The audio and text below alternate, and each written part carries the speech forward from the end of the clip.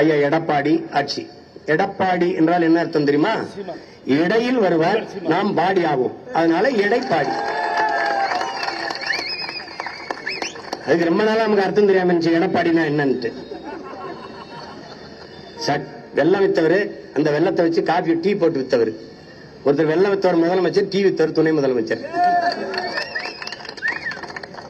அறிவார்ந்த தமிழ் சமூகம் இனிமையாவது விழித்துக் கொள்ளணும். அன்னைக்கு அம்மாவும் 48 திருடர்கள் இருந்தாங்க. இன்னைக்கு அம்மா எல்லாம் வெறும் 48 திருடர்கள் தான் இருக்கிறாங்க. திருடங்கையிலே சாதி போயிருச்சு. நம்ம என்ன கேட்கிறான், மத்த மாநிலம் எல்லாம் போராடல, நீ ஏன் போராடுற? அவெல்லாம் எம்பளி விடத்துல வந்துரியா படிக்கிறான், அவன் ஏன் போராட போறான்?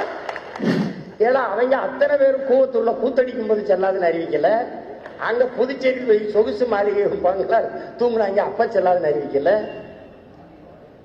இப்ப அதிகாரம் இருக்கிற எடப்பாடி பழனிசாமிக்கு பந்து இருக்கு. அவர்கள் வெற்றியை தீர்மானிக்க போறது பந்து இல்லாம நிக்கிற நாம தான் தீர்மானிக்கணும் வெற்றியை. இங்க தெருவுக்கு தெரு எம்ஜிஆர் நூற்றாண்டு விழா அரசு காசுல.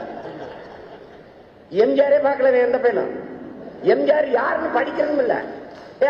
ஒரு விழாவில் உட்கார்ந்து சுதா ரகுநாதன் சொல்ல தெரியலையா? 3 பேர் பேச்சுக்கிறாயா அந்த காணொலியில. இவரே உங்க பேரு என்ன? சுதா ரங்கநாதனா? நீங்க வந்து என்ன கதக்கடியா? பரதநாட்டியம் இல்லம்மா, பரதநாட்டியம்.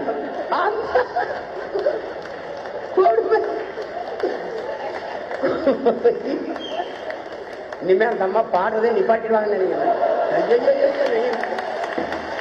தேடி தேடி பார்த்தாலும் எங்கள் ஆட்சியில் ஒரு குறையே சொல்ல முடியாது. ஒரு தம்பி போடுறான், உங்க ஆட்சியை தாயா காணாம தெரியுங்க. பிள்ளையும் என்னதாண்டா பண்ணீங்க? நாங்கள் தமிழர்கள் 2 பேரும் சேர்ந்தான். இப்ப நானே இந்துன்னு சொல்லி எக்ஸ்ட்ரானரி. நானே திராவிடன் சொல்லி சூப்பர் சூப்பர். இன்னொரு நாய் கூட சேர்ந்துச்சு. தான் நடக்கும்.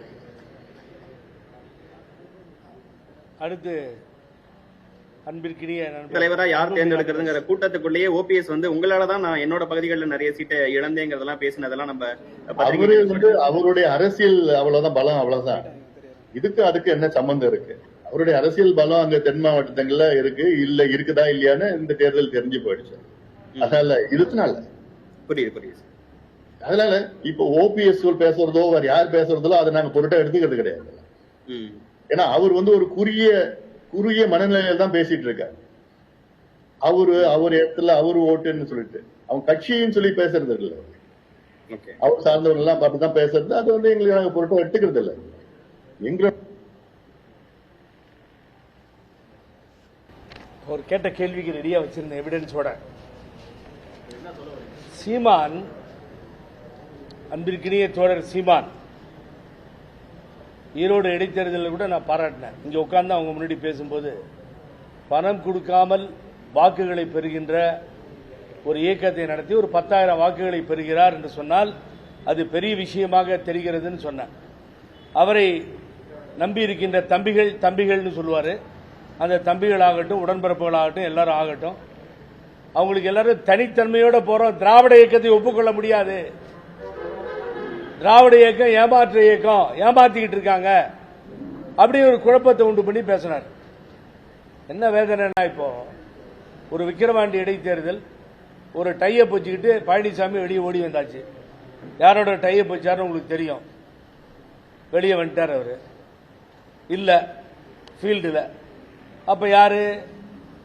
அன்புமணி ராமதாஸ் அவருடைய கட்சி, பாட்டாளி மக்கள் கட்சி. வேட்பாளர் பேரும் அதே பேரு, அன்புமணி ராமதாஸ். திராவிட முன்னேற்ற கழகத்தை எதிர்த்து அவர்கள் இருக்கிறார்கள். அப்புறம் சீமான் நிக்கிறார். சீமான் ஏன் ஷேக் ஆகிறாரு? நீங்க அதிலே தானே நிக்கணும். நீங்க தனித்தன்மையோட இருக்கீங்கன்னு சொல்லி தானே பல லட்சக்கணக்கான தொண்டர்கள் உங்க பின்னாடி இருக்காங்க. ஒரு தொகுதிக்கு 10,000 வாக்குகளை வாங்கிட்டு இருந்தீங்க. அம்பாவும் அலிபாபாவும் 40 திருடர்களும், அம்மாவும் 40 திருடர்களும் சொல்லிட்டு இருந்தீங்க. பழனிசாமி சொன்னா வீட்டில் இருக்கவங்க ஓட்டு போடுறாங்களா இல்லையான்னு எனக்கு தெரியாது சார். காலம் மாறிட்டு இருக்கு. இங்க இருக்க உங்களுக்கும் எனக்கும் சொல்றேன், நம்ம வீட்டில் இருக்கவங்க நம்ம சொன்னா இப்ப ஓட்டு போடுறாங்களா அந்த கட்சிகள்லாம் சொல்ல முடியாது. அந்த நிலைமைக்கு போயிட்டு இருக்கு. அத பழனிசாமி சொன்னா எதிர்த்து தான் ஓட்டு போட்டுட்டு இருக்காங்க ஜனங்க. இதையே புரியாம அவர் பழனிசாமி ஆதரவு கேட்டா சீமா நிலைப்பாடுல இருந்து எப்படி மாறுறாருன்னு எனக்கு புரியல. ஏன் இந்த மாற்றம்? நீங்க மாறாம இருந்ததால் தான் உங்கள்கிட்ட மாறாம ஒரு கூட்டம் இருக்கு. அது ஆரம்பத்தில் நான் அதிமுக கூட இருந்தேன், எதையும் எதிர்பார்க்கல, அந்த பேச்செல்லாம் இப்ப பேசுறாரு. போராட்டத்துக்கு ஆர்ப்பாட்டத்துக்கு ஆதரவு தெரிவிக்கிறாரு. நான் அன்போட கேட்டுக்கிறேன், நீங்க நடக்கிற ஆர்ப்பாட்டத்துக்கு நீங்க எடப்பாடி பழனிசாமி ஆதரவு கேட்டீங்களே, 13 பேரை சுட்டா இல்ல தூத்துக்குடியில, அதுக்காக எவ்வளவு போராட்டீங்க? ஸ்டெர்லைட் ஆலைக்காக நீங்க திருவாணி இந்த சத்தம் போட்டு கலடா பண்ணி உங்களையெல்லாம் நிக்க வச்சு இப்படி சுட்டா எப்படி இருக்குன்னு கேட்டீங்களா இல்லையா? பழனிசாமிக்கு எதிர்ப்பா எவ்வளவு நடத்துறீங்க நீங்க? என்ன சார் இது? ஒரு இடைத்தேர்தலுக்காக இடையிலே வந்ததால் எடப்பாடி என்று பெயர், அவர் அரசியல் பாடி மாத்திரம் தான் வரும் அப்படின்னு கிண்டல் பண்ணது இப்ப நீங்க பார்த்தோம். அடுத்தது டாக்டர் அன்புமணி ராமதாஸ் படத்தையே போட்டார். எனக்கு அவர் மேல ஒன்னும் கோபம் இல்லை, ரெண்டு பேர்த்து மேலேயும் கோபமா நான் எதுவும் கத்தல, எதுவும் சொல்லல. இப்பயாவது நீங்க ரியலைஸ் பண்ணி நாடு போற்றும் நல்ல திட்டங்களை எல்லாம் தந்து மக்கள் மனங்களில் மாறாத இடத்தை பெற்று வாழ்ந்து கொண்டிருக்கின்ற புரட்சி தலைவர் எம்ஜிஆர், புரட்சி தலைவி அம்மாவை சுற்றி அங்கேதான் வர வேண்டும் என்பதை இந்த தேர்தல் விக்கிரவாண்டி நிரூபித்திருக்கிறது. உங்க ரெண்டு பேத்துக்கும் புரட்சி தலைவி அம்மா வாழ்க போட்டு, புரட்சி தலைவி அம்மா படம் போட்டிருக்கோம், புரட்சி தலைவர் எம்ஜிஆர் படம் போட்டிருக்கோம், போட்டு போடு. அதுக்கு முதல்ல என்னெல்லாம் பண்ணீங்கன்றதையும் மறந்துட முடியாது. நான் வேதனையோட, எனக்கு ஒன்னும் அவர் மேல கோவமே இல்லை, ரெண்டு பேருக்கு மேல எனக்கு அவங்கள அன்போட பார்க்கிறேன், நண்பர்களாக நினைக்கிறேன், தவறா நினைக்காதீங்க. எங்க மனது எவ்வளவு புண்பட்டு இருக்குன்னு தெரியுமா?